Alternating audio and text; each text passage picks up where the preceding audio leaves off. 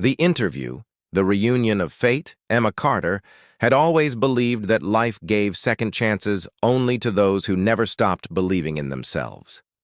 Yet that belief trembled the morning she stood before her mirror, adjusting the collar of her white blouse again and again until her trembling fingers finally rested on the fabric. The reflection that stared back at her was a woman determined to fight the odds, a woman who had carried herself through heartbreak, loneliness, and years of self-doubt to arrive at this moment. Her soft brown eyes carried both warmth and worry, framed by lashes that blinked rapidly as she whispered, "You can do this, Emma. You've been through worse." But deep inside, her heart whispered a truth she didn't want to face. The real reason she had struggled so hard was not only to build her career, but to heal from a past that had never fully released her. The morning sun poured through her small apartment window, painting the floor in gold and the air in quiet hope. Emma picked up her worn leather portfolio, the same one she had carried since business school. Every corner of it was filled with notes, ideas, and dreams of the life she wanted to live. A life where she would finally prove that she was more than just another girl who trusted too easily and paid the price. 6 months ago, she had been a girl guided by emotions, swept into a moment that felt magical but ended in silence. That night had left a mark on her heart, a memory that had burned quietly while she built her confidence again from the ashes of regret. The taxi ride to Sterling Enterprises felt like a journey between two worlds, the simple life she knew and the future she was fighting for. As the tall glass tower of the company came into view, it looked almost unreal, shining like a blade of light cutting through the morning sky. People in tailored suits walked with purpose on the sidewalks, each step echoing with ambition. Emma watched them and wondered if she would ever fit into a world like that. But then she reminded herself that everyone had started somewhere, that even the most powerful names had once been unknown. When she entered the lobby, she was surrounded by polished marble, golden elevators, and the soft hum of quiet conversations. Every inch of the place breathed success and discipline. She introduced herself to the receptionist, who directed her to the executive elevator with a smile that looked practiced, almost mechanical. Emma's fingers brushed over the elevator buttons as she pressed for the 42nd floor, the topmost level of the building. As the doors closed, she felt her pulse race faster. Each passing floor felt like a countdown, not just to a job interview, but to something larger, a feeling she couldn't quite explain. When the elevator doors slid open, she was greeted by a breathtaking view of the city through walls of glass. A man in a gray suit introduced himself as James, the assistant to the CEO, and gestured politely for her to follow him. The sound of her heels on the marble floor echoed too loudly in her ears as they walked down the corridor. Her heart pounded when he stopped before two tall doors made of dark wood, polished to perfection. "Mr. Cross is expecting you," he said, his voice calm and professional. She nodded, straightened her posture, and whispered under her breath, "Here goes nothing." When James opened the door and stepped aside, the world seemed to slow. The office was vast and quiet, filled with sunlight pouring through massive windows that overlooked the skyline. A tall figure stood by the window with his back to her, dressed in a black suit that spoke of power and taste. His hands were tucked into his pockets as he gazed at the city below, his silhouette sharp against the glass. The moment he turned around, Emma's breath caught in her throat. For a single, infinite heartbeat, time froze. The man who turned toward her was Nathan Cross, her past, her mistake, her memory, her what-if. It was him, the man she had met 6 months ago, the one she had trusted in a moment of rare vulnerability, the one she had given her heart and innocence to, believing in a connection that had felt real until the morning she woke up alone. For a moment, she thought her mind was playing tricks on her, but then his eyes, those deep green eyes she had once drowned in, locked onto hers, and she knew. He was real. He was standing right in front of her. The air in the room thickened.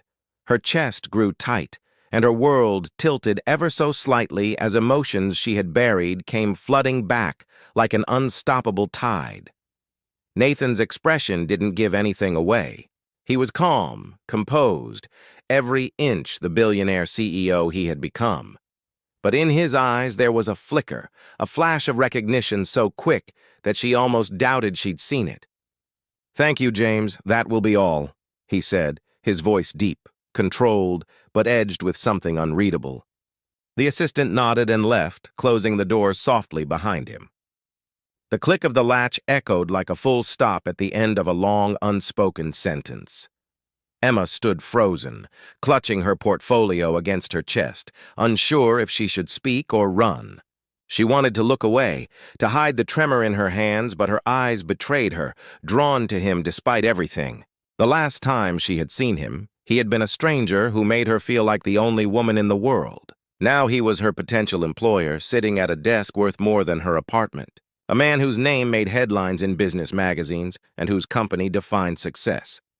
"Please, have a seat," Nathan said finally, his tone all professionalism, though a slight tension in his jaw betrayed his effort to maintain it. Emma moved as if in a dream, lowering herself into the chair opposite him.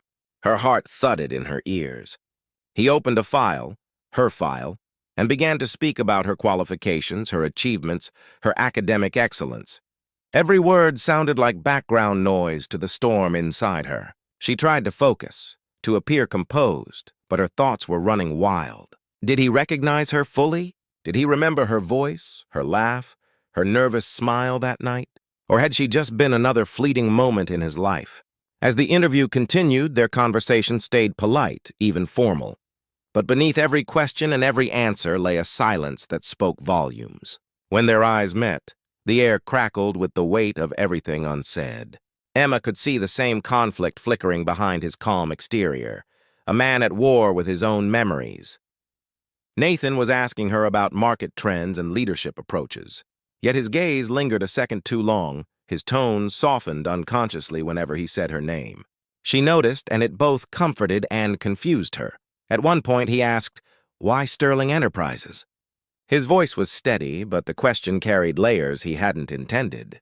Emma paused, then smiled faintly, her voice trembling at first but gaining strength as she spoke. "Because it represents what I've always wanted to be, something that survived pressure and still shined." The answer hung between them, and for a fleeting second, Nathan's eyes softened, almost as if he understood the double meaning, as if he, too, was thinking of how they had both changed since that night. When the interview ended, Emma stood, ready to thank him and leave. She expected him to shake her hand, offer polite words, and let her walk away into the same silence that had followed their first encounter. But instead, Nathan leaned slightly forward, resting his hands on the desk, his expression unreadable. "Miss Carter," he said slowly, "the position you applied for has been filled." Her heart sank, though she had half expected it. "But," he continued, "there is another position available, one that requires someone with initiative and the ability to think beyond convention. It's a higher role, demanding, and it reports directly to me." Emma blinked, stunned. "To you?" she asked softly. "Yes," Nathan replied, his gaze steady. "I believe you have potential, and I believe in second chances." The words hit her like a whisper from the past. She stood there, unsure what to say, every emotion colliding within her, surprise, confusion, longing, fear. But under it all was a flicker of hope she couldn't suppress. As she left his office that morning, her heart raced faster than it ever had before. She knew this was not just a job offer. This was something more. Life had brought them face to face again, not to reopen wounds, but perhaps to see if something once broken could be rebuilt. Not from desire, but from truth, respect, and redemption. Outside, the city roared with life. Unaware that two hearts had just collided with destiny again, Emma looked up at the gleaming tower one last time and whispered, half in disbelief, half in hope, "Maybe this is my second chance too." And deep inside the office above, Nathan Cross stood by the window once more, watching her leave, his reflection faintly trembling in the glass as he whispered to himself words he hadn't said in 6 months. "I never forgot you." The unspoken past, the weight of memories. The next morning, Emma Carter stood before the mirror again, but this time the woman staring back at her felt different. The nervousness from the previous day had not disappeared, yet there was a strange current of electricity beneath her calm expression, a sense that something powerful had been set in motion. She could still see his face when she closed her eyes. Those steady green eyes that had once looked at her with intimacy and now regarded her across the polished surface of a boardroom desk. She had spent half the night replaying every word he had said, trying to decide whether the position he offered was truly based on merit or if it was born from the silent history they shared. In the end, she told herself that it did not matter. An opportunity like this could define the rest of her life, and she would not allow emotion to steal that from her again. When Emma walked through the revolving doors of Sterling Enterprises for her first official day, the same marble floors greeted her, but the fear that had clutched her heart before had softened into determination. The receptionist gave a professional smile, and the elevator doors closed her inside a silver cocoon that carried her upward. 42 floors again, the same view of the skyline waiting, the same echo of ambition humming in the air. Yet everything felt heavier now because she knew what waited at the top. She had read about Nathan Cross in countless articles, the self-made billionaire who had transformed a crumbling trading firm into a global empire before he turned 32. But articles did not mention the way he smiled faintly when thinking, or the quiet sadness that lived behind his confident posture. Only she had seen that part of him once, and even now she was not sure if she had imagined it. The elevator chimed softly, and the doors opened to reveal James, the same assistant with the same perfect composure. He led her through the hallways lined with abstract paintings, every step echoing like a reminder that she was stepping into another world, his world.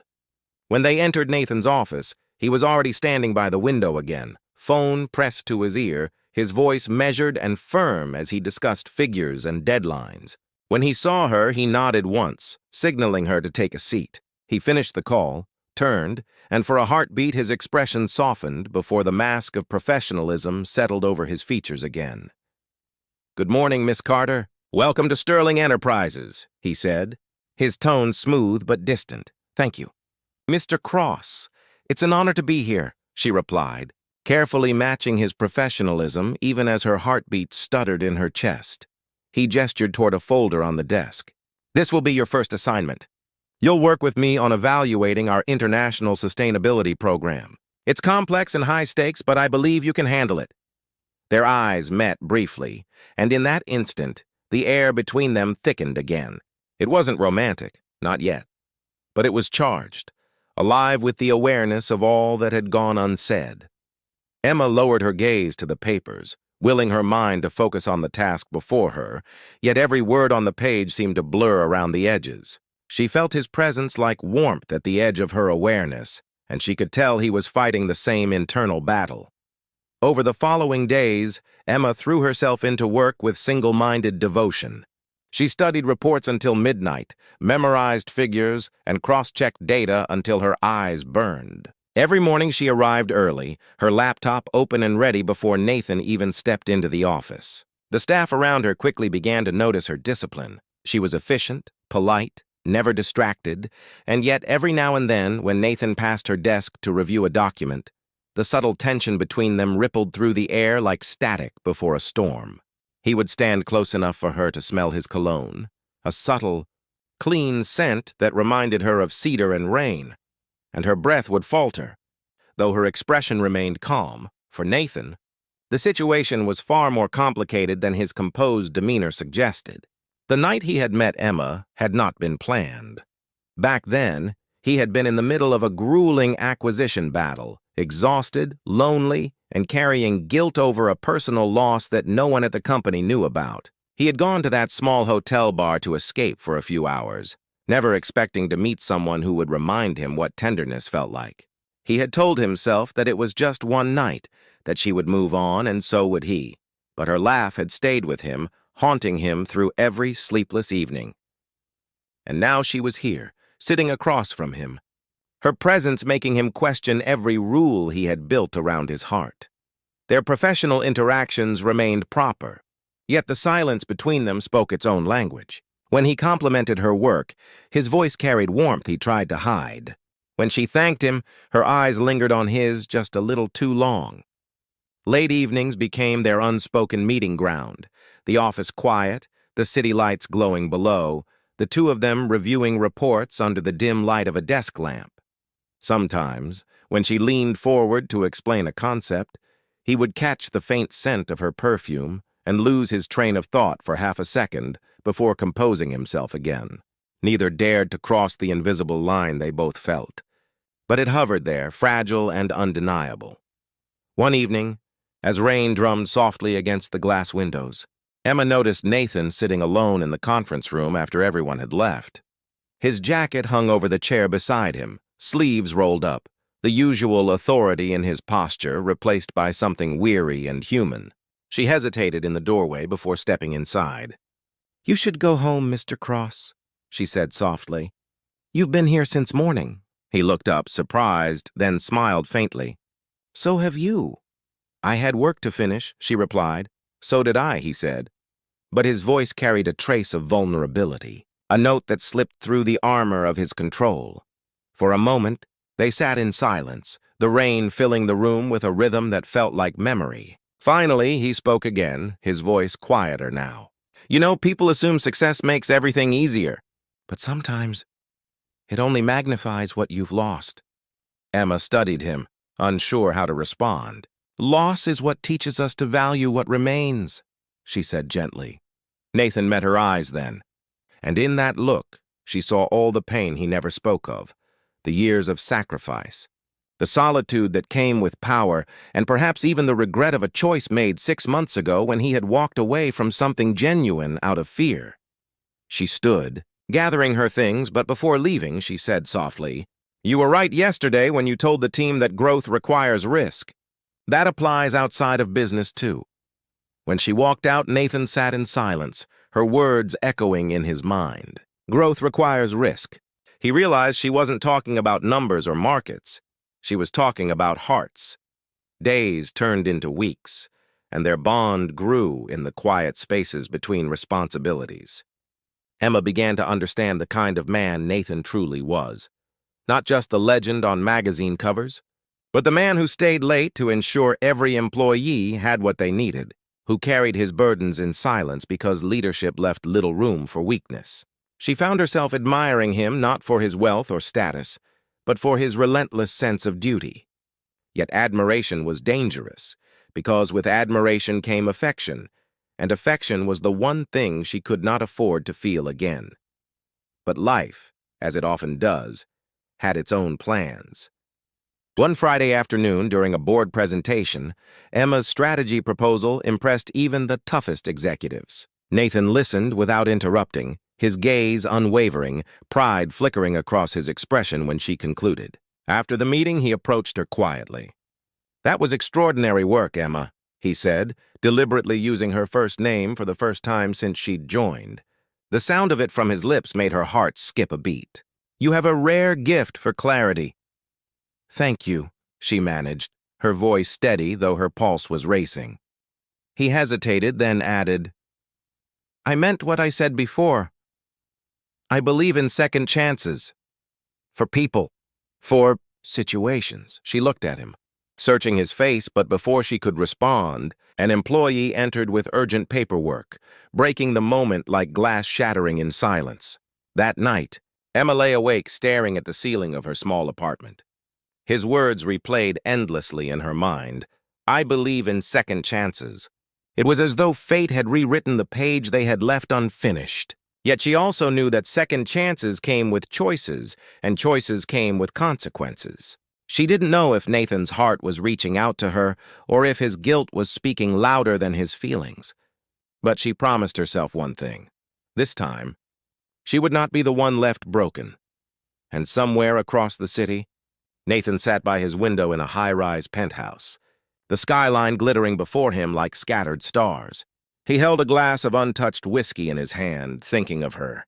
He had built an empire from nothing, conquered industries and headlines, but no victory had ever felt as uncertain or as terrifying as the thought of facing the woman whose eyes still haunted his dreams. He whispered to the empty room, "Maybe this time." "I won't run." The rain began again outside, quiet but steady, washing the city clean. And with it came the feeling that the past was no longer a prison, but a bridge both of them would soon have to cross. The secret that broke her. Truth revealed. The following weeks unfolded like chapters written in quiet tension and unspoken truth. Every morning, Emma arrived at the office before dawn, her mind filled with numbers and reports, but her heart heavy with questions she dared not voice. Every evening, she left long after the lights had dimmed, the city outside glowing like a restless sea of dreams. Between her and Nathan, there existed a strange rhythm. Professional precision on the surface, emotional electricity underneath. They spoke about market forecasts, performance metrics, sustainability goals, but their silences carried another conversation entirely, one that trembled beneath every word they did not say. It was not love, not yet, but something far more delicate, the ache of unfinished history. One afternoon, while preparing a quarterly analysis, Emma noticed Nathan had been unusually distant. His replies were clipped, his eyes shadowed, his usual calm replaced by an almost invisible storm. During a late meeting, she watched him stare at a document without really seeing it, his jaw tight, fingers tapping the desk as though fighting to suppress emotion. When the others left, she hesitated by the door, then finally said softly, "Is everything all right, Mr. Cross?" It was the first time she had broken the invisible wall between them in weeks. He looked up slowly, and for the first time since she had known him as her boss, he seemed human. Not the billionaire CEO, not the perfection carved by the media, but a man carrying the invisible weight of something he didn't know how to put into words. "I'm fine, Miss Carter," he said after a long pause, but the lie sat fragile in the air. She didn't press further, yet his tone stayed with her long after she went home that night. The next morning, she found his office empty, the blinds drawn, his chair unoccupied. His assistant mentioned he had taken a sudden personal leave for 2 days. Work continued as usual, but Emma felt a quiet unease settle over her. Without his steady presence, the building felt colder, as though its heartbeat had slowed. When he returned, his appearance shocked her. The man who usually exuded control looked drained, his eyes rimmed with exhaustion. He gave no explanation, and no one dared to ask. But that night, as she left her office, she saw him sitting alone again in the boardroom, the lights off, except for the faint city glow outside. Something in her couldn't just walk past. She stood at the doorway and spoke quietly. "Nathan." It was the first time she had called him by his name since the day they met again. He turned, startled, then sighed softly, the sound heavy and real. "I didn't mean to worry anyone," he said. "I had to handle something personal." Emma stepped inside, the door closing behind her with a soft click. The room smelled faintly of coffee and rain from the storm outside. She sat across from him, folding her hands in her lap. "You don't have to explain," she said, her voice gentle. "But you don't have to pretend everything is fine either." For a long moment, he said nothing. Then slowly, his defenses began to crumble. "My mother passed away," he said quietly. The words hung in the air, simple yet devastating. Emma's heart ached. "I'm so sorry," she whispered. He nodded, his eyes unfocused as he stared at the reflection of city lights against the window. "She'd been ill for months. I couldn't bring myself to face it until it was too late. I was always telling myself that work couldn't stop, that I had responsibilities. But what good is all this?" He gestured vaguely to the skyline. "If the people you love slip away while you're chasing numbers." His voice cracked just slightly, and in that single fracture, Emma saw all of him. The boy behind the billionaire. The son who had wanted to make his mother proud. The man who had built empires to hide the emptiness inside. Without thinking, she reached across the table and placed her hand gently over his. The contact was brief but grounding, a silent reminder that he wasn't alone. He looked at her hand, then up into her eyes, and for a moment the air between them pulsed with something raw, something both of them had been afraid to acknowledge. "You shouldn't see me like this," he said softly. "You're my employee. I'm supposed to be the one in control." She shook her head slowly. "Sometimes strength isn't about control, Nathan. It's about allowing yourself to feel." They sat in silence, not awkward but healing, as though grief needed room to breathe. That night marked the first time they truly spoke as equals, as two souls navigating pain and purpose. When she finally stood to leave, he whispered, "Thank you, Emma, for reminding me what being human feels like." The words stayed with her all the way home, settling deep in her heart where logic could not reach. In the days that followed, something shifted between them. The office air felt lighter, yet more intimate. Nathan smiled more, though still rarely.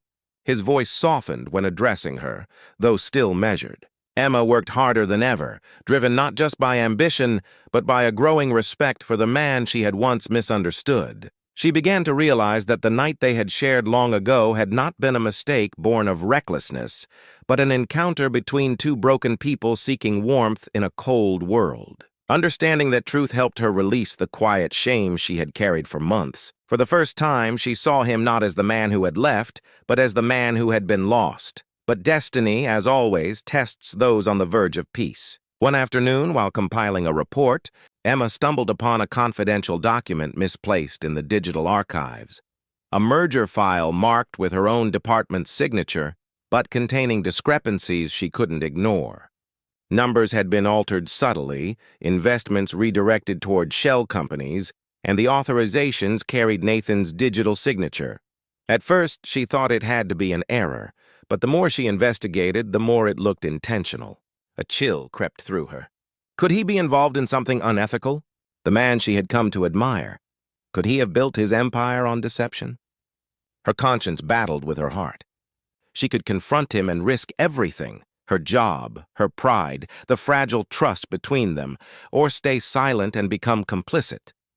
That night she couldn't sleep. The memory of his honesty, his grief, and his humanity warred against the cold facts staring at her from the screen. When dawn came, she made her choice. She printed the documents and walked into his office just as the sun rose behind the city, painting the sky gold and silver. He looked up from his desk, surprised. "Emma, you're early." She placed the file in front of him without a word. His eyes flicked to the papers, then back to her face. The silence that followed was heavy enough to crush the air between them. "Where did you find this?" he asked quietly. "In the archives," she replied.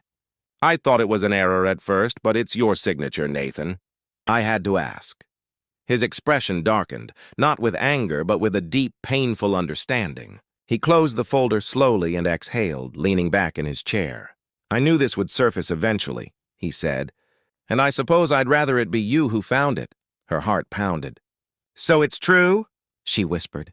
"Yes and no," he said, his tone calm but layered with regret. "Years ago, before Sterling Enterprises became what it is, we were on the verge of collapse. I made a choice, a legal one, but not an ethical one. I shifted assets to keep the company alive. It saved hundreds of jobs, but it also crossed lines I swore I'd never cross again. I thought burying it would bury the guilt too, but I was wrong." He looked at her, his gaze steady but filled with something that resembled confession. "That's the truth, Emma, all of it. No excuses." Emma stood there, her emotions torn between admiration for his honesty and disappointment at the flaw she hadn't wanted to see. "You could have told me," she said softly. "You tell me to believe in second chances, but how can there be any when truth isn't shared?" He rose then, stepping around the desk until he stood before her. "Because I didn't want you to see me as the man who fails," he said quietly. "I've spent my life trying to be everything the world expects. Perfect, powerful, untouchable. But when you walked back into my life, you reminded me of the one thing I'd lost, the courage to be seen as imperfect." For a long time, neither of them moved. The city outside shimmered with morning light, indifferent to the silent reckoning unfolding inside that glass-walled room. Finally, Emma spoke, her voice steady but trembling at the edges. "We all have pasts, Nathan, but it's not the mistakes that define us. It's what we choose to do with them."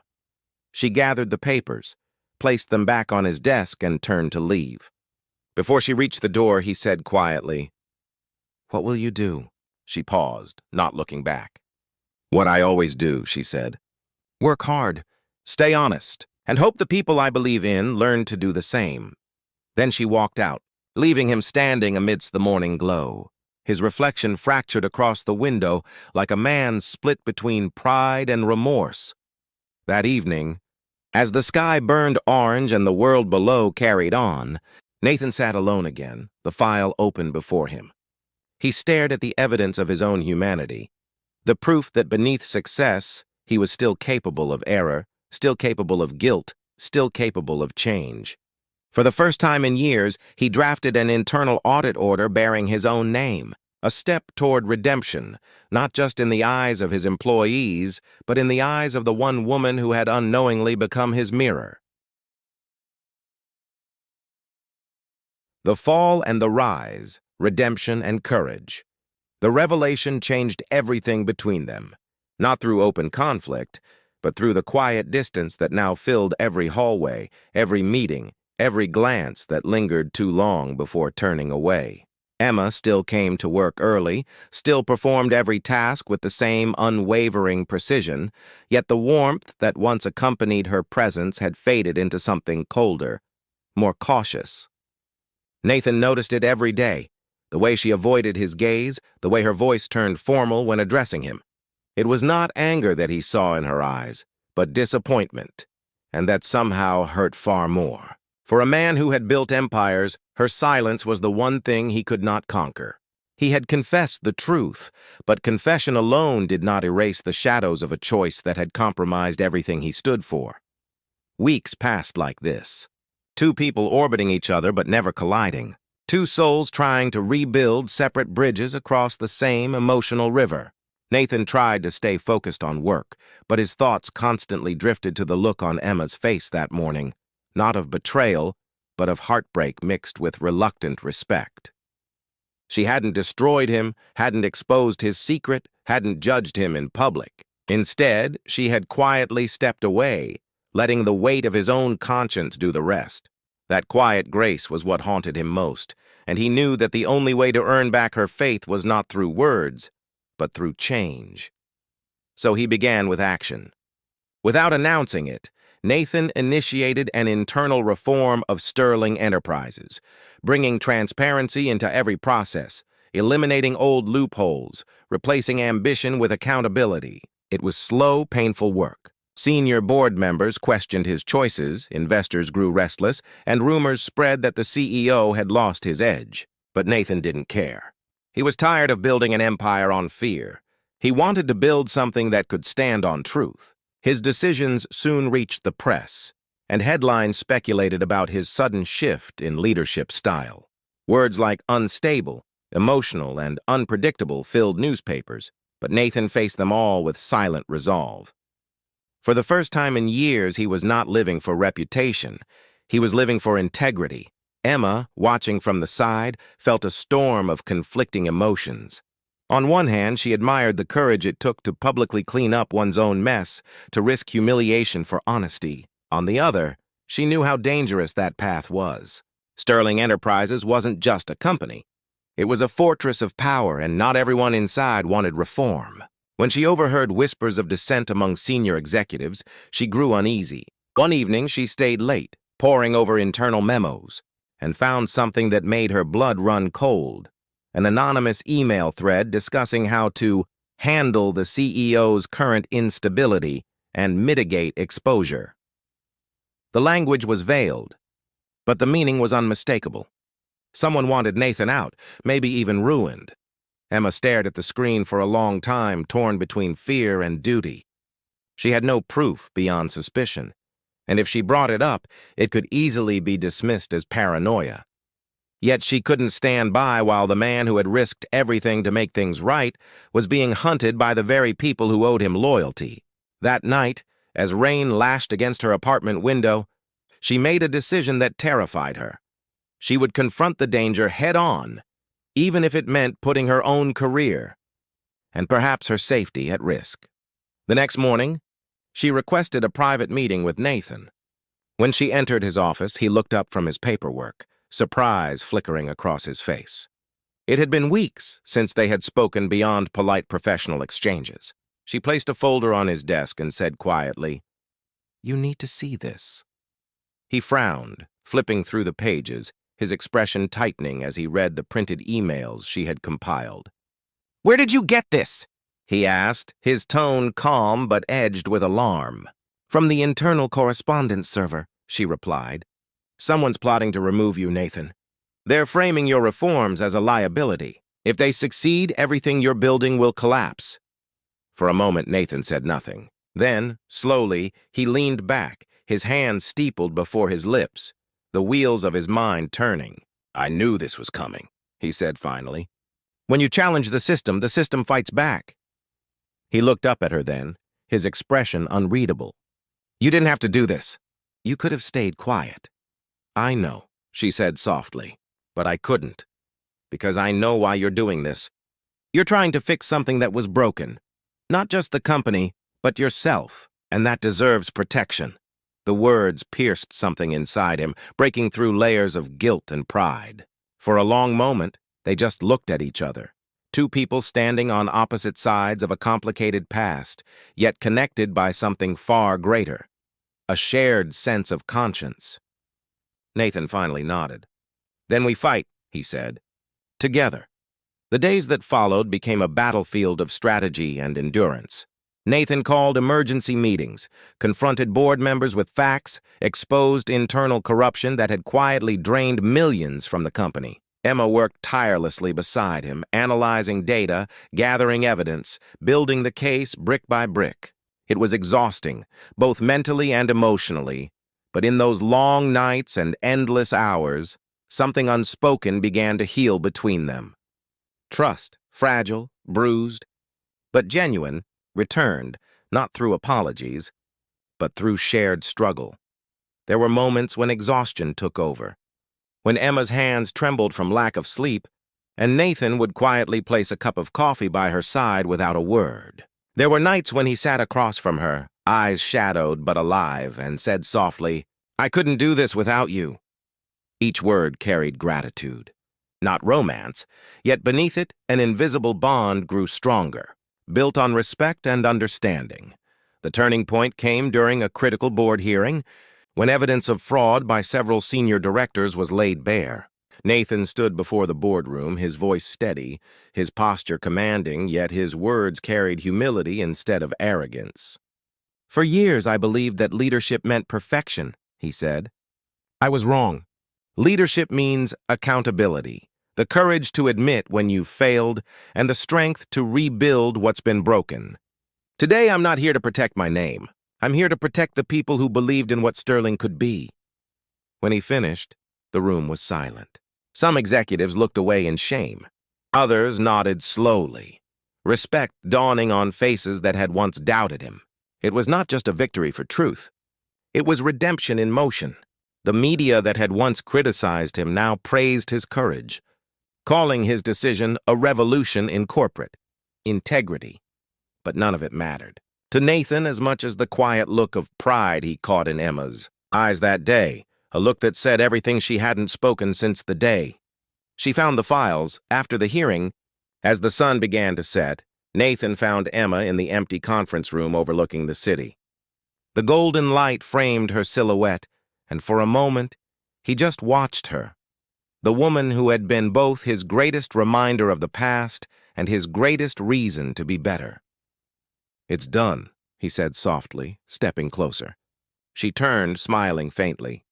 "It's not done," she replied. "It's just beginning."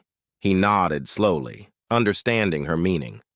Redemption wasn't a destination. It was a daily choice.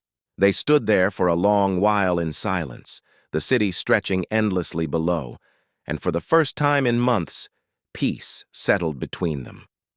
No words of love were exchanged, no grand confessions made, but the quiet presence of forgiveness filled the room like music. That night, when Emma finally left the building, she paused on the steps outside and looked up at the skyscraper gleaming against the darkening sky. It was no longer a symbol of unreachable dreams or unspoken regrets. It was a symbol of resilience, proof that even those who fall can rise again if they have the courage to confront their truth. And somewhere inside that tower, Nathan stood by his window once more, watching her disappear into the city lights. A small, genuine smile touched his lips as he whispered to himself, "You were right, Emma.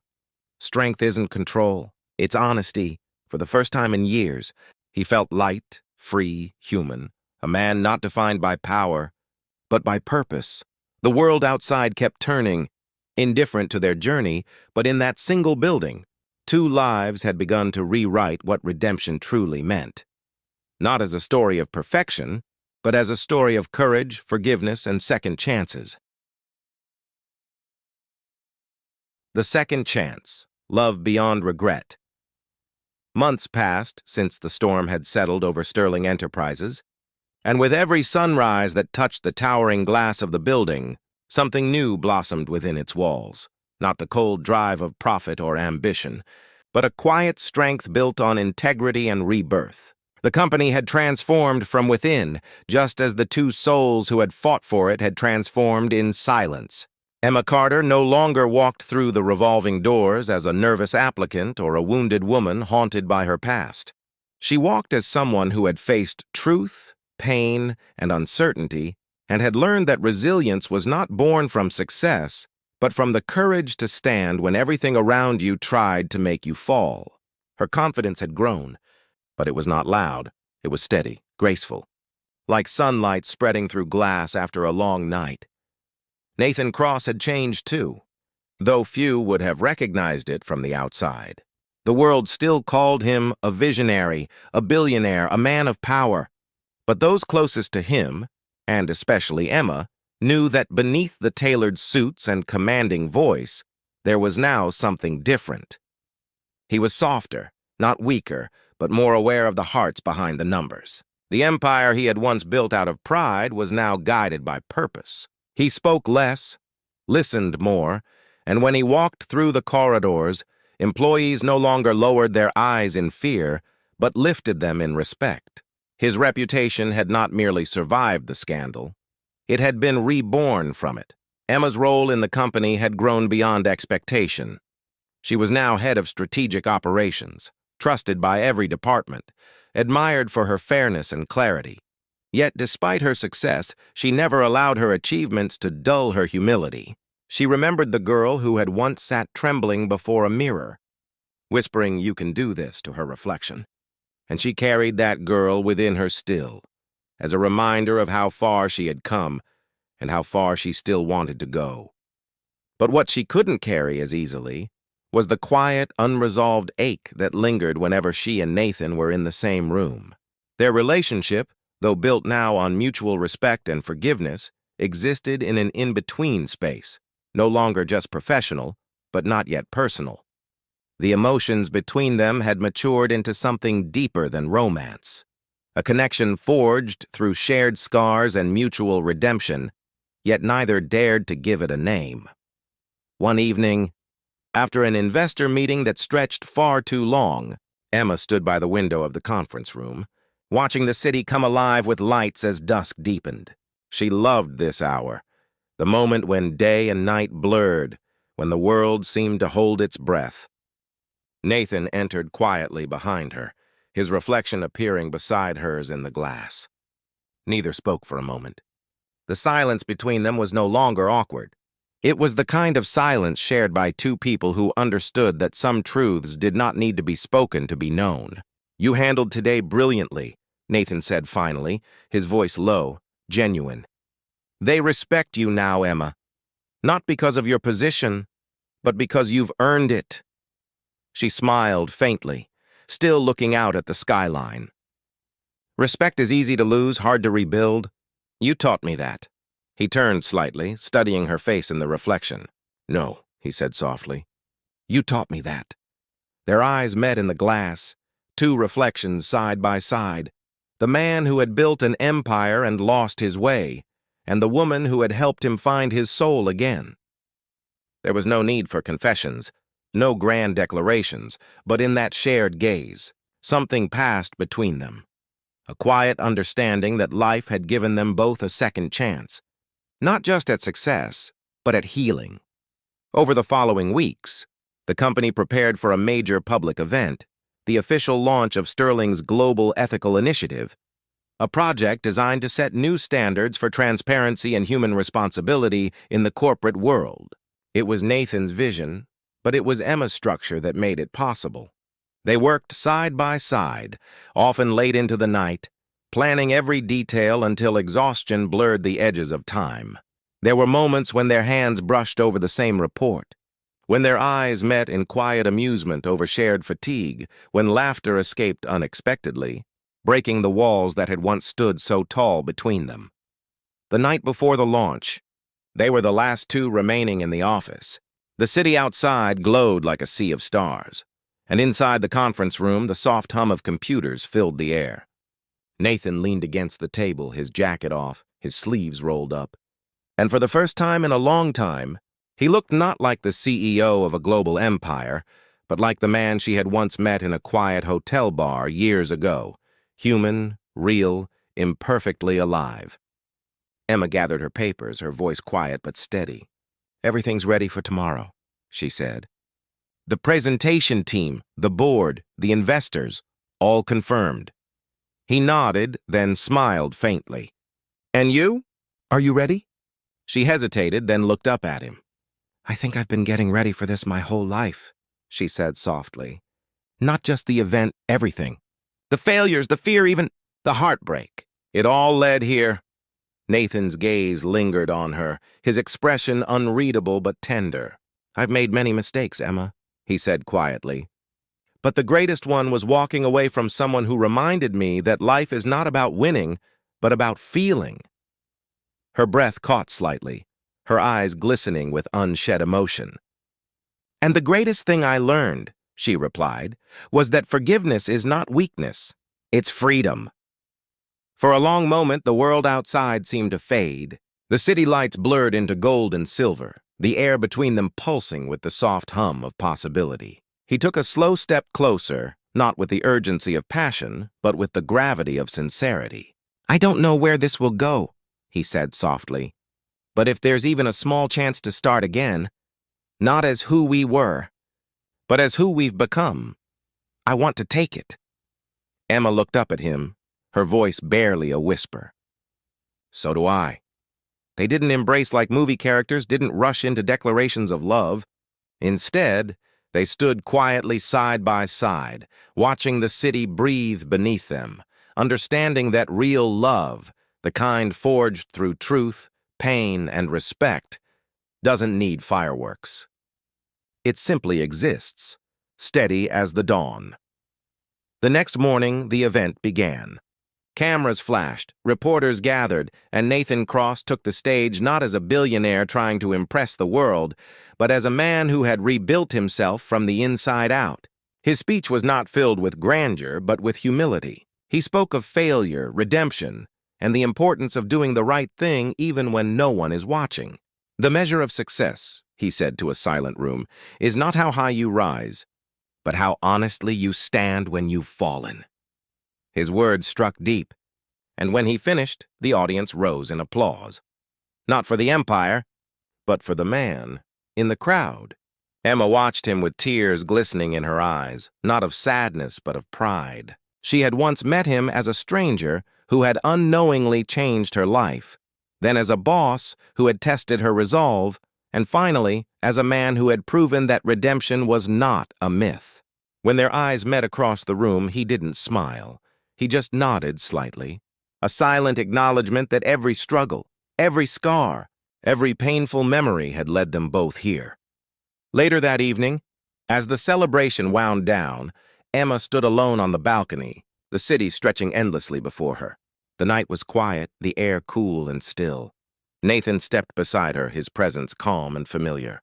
"You did it," he said softly. "No," she replied with a small smile. "We did it." He chuckled quietly, then fell silent, his gaze fixed on the horizon. "Do you ever think about how strange life is?" he asked. "One decision, one night, one meeting, and everything changes forever." She nodded. "I used to wish I could erase that night," she said. "Now I think it was exactly what needed to happen. Not because it was perfect, but because it taught us who we were meant to become. He looked at her then, his voice almost a whisper. "And who are we now, Emma?" She turned toward him, her expression soft, peaceful. Two people who finally learned that love isn't about holding on to the past. It's about building something better from it. They stood there under the quiet glow of the city lights, the noise of the world fading beneath them. No grand ending, no cinematic kiss, just two souls who had found peace, forgiveness, and a chance to begin again. The story that had started in confusion and heartbreak had ended not in tragedy, but in triumph, not because life had given them everything, but because they had learned to find meaning in what it took away. And as the night deepened, the lights of Sterling Tower glowed brighter than ever, a symbol not of power, but of redemption, of love reborn through truth, and of two people who had discovered that sometimes the most beautiful stories are not about perfect beginnings, but about imperfect souls finding their way home to themselves.